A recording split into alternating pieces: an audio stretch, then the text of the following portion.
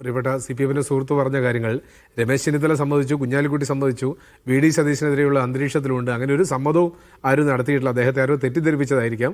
അപ്പോൾ അങ്ങനെ ആരെങ്കിലും സമ്മതിച്ചിട്ടുണ്ടെങ്കിൽ അദ്ദേഹത്തിന് ഇവിടെ പ്രൂവ് ചെയ്യാം. രണ്ടാമത്തെ കാര്യം, ഇന്നലെ തിരുവനന്തപുരത്ത് സംഭവിച്ച ഒരു കാര്യം, യഥാർത്ഥത്തിൽ ആഭ്യന്തരമന്ത്രിയുടെ ഫേസ്ബുക്ക് പോസ്റ്റും അദ്ദേഹത്തിൻ്റെ പത്രക്കുറിപ്പും പുറത്തു വന്നു. ED ഇങ്ങനെ ഒരു അന്വേഷണത്തിന് വരുന്ന സമയത്ത് കേരള പോലീസിനെയോ അതിൻ്റെ സംരക്ഷണമോ ആവശ്യപ്പെട്ടിരുന്നില്ല.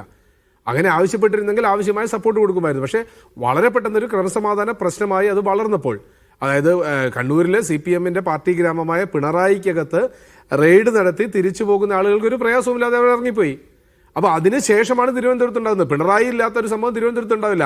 അപ്പോൾ പാർട്ടിയുടെ, നിങ്ങൾ നേരത്തെ ചോദിച്ചതുപോലെ, പാർട്ടിയുടെ കഴിഞ്ഞ 5 വർഷക്കാലവും 10 വർഷക്കാലവും ഭരണ നേതൃത്വത്തിൻ്റെ അകത്തുള്ള CPMൻ്റെ സംസ്ഥാന സെക്രട്ടറി MV ഗോവിന്ദൻ ഇരിക്കുന്ന സ്ഥലത്ത്, കടകംപള്ളി സുരേന്ദ്രൻ ഇരിക്കുന്ന സ്ഥലത്ത്, V ശിവൻകുട്ടി ഇരിക്കുന്ന സ്ഥലത്ത് ഇങ്ങനെ ഒരു ഭരണഘടന, ഒരു സ്ഥാപനങ്ങളെ വന്ന ആളുകൾ ആ ടാക്സി ഡ്രൈവറെ ആക്രമിക്കുക എന്ന് പറഞ്ഞാൽ അത് CPM ചെയ്യുമെന്ന് നമ്മൾ വിശ്വസിച്ചിരുന്നില്ല. ഒരുപക്ഷെ ഇനി അടുത്ത ഘട്ടത്തിലേക്ക് പോവട്ടെ, ഇന്നലെ പെട്ടെന്നുണ്ടായ ഒരു സംഭവം ഇങ്ങനെ ഒരു വയലൻ്റായി മാറുമെന്നുള്ളത് സ്വപ്നത്തിൽ പോലും നമ്മൾ പ്രതീക്ഷിച്ചില്ല. അവിടെ പോലീസിന്റെ ഭാഗത്തുനിന്ന് എന്തെങ്കിലും രീതിയിലുള്ള പ്രയാസം ഉണ്ടായിട്ടുണ്ടെങ്കിൽ ഇന്നലെ വൈകുന്നേരം തന്നെ DGP ഉൾപ്പെടെയുള്ള ആളുകൾ വിളിച്ചു വരുത്തി അന്വേഷിച്ച് നടപടി കൈക്കൊള്ളുമെന്നും ആഭ്യന്തരമന്ത്രി പറഞ്ഞിട്ടുണ്ട്. അത് അതിശക്തമായ നടപടികളുമായി മുന്നോട്ട് പോകും. ഇന്ന് 4 പേരെ പിടിച്ചു, ഇന്നലെ പിടിച്ചിട്ടുണ്ട്.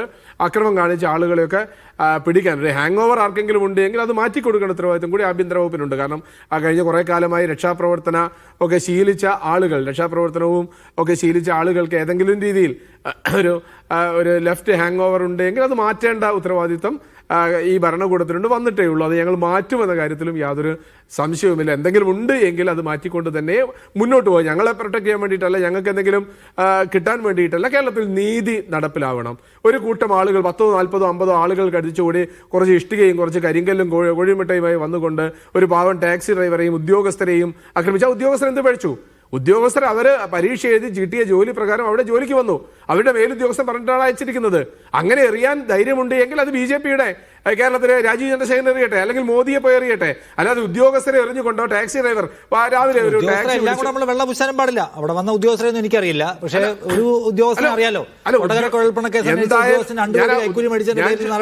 അല്ല, ജോലിക്ക് വന്ന ഉദ്യോഗസ്ഥരെ ഫിസിക്കലായിട്ട് ആക്രമിച്ചുകൊണ്ട് ഈ നാട്ടിനകത്ത് ഏതെങ്കിലും രീതിയിലുള്ള നിയമത്തെ ഇല്ലാതാക്കാൻ പറ്റുമെന്ന് ഞാൻ വിശ്വസിക്കുന്നില്ല. അത് ശരിയല്ല എന്നുള്ളതാണ് അഭിപ്രായം. അങ്ങനെയാണെങ്കിൽ ഗാന്ധിയെ വെടിവെച്ച് കൊന്ന ഗോഡ്സെയും മദൻലാലിനെയും അവിടെ വെച്ച് പിടിച്ച് അവിടെ വെച്ച് ആളുകൾക്ക് അടിച്ചു കൊല്ലാവുന്നേ ഉണ്ടായിരുന്നുള്ളൂ. എന്തിനാണ് പിടിച്ച് പോലീസ് സ്റ്റേഷനിൽ കൊണ്ടുപോയത്?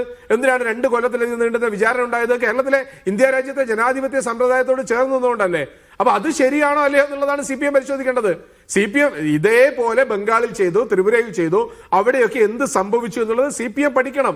CPM ഇന്നലെ ചെയ്തെന്താണ്? ഇന്നലെയും ചെയ്തു. സകലമാന സ്ഥലത്തുള്ള ആളുകളെ അടിച്ച് ഇല്ലാതാക്കുന്നു. ഈ ഭരണത്തിൽ 35 സീറ്റിലേക്ക് ഒതുങ്ങിപ്പോയ സമയത്തും എന്തുകൊണ്ട് തോറ്റു എന്ന് പഠിക്കണ്ടേ? ഈ മുഷ്ടി, ഈ അക്രമം, ഈ സ്വഭാവം കേരളത്തിലെ ജനങ്ങൾക്ക് ഇഷ്ടമില്ല എന്നുള്ളതിന്റെ ഏറ്റവും വലിയ ഉദാഹരണമാണ്.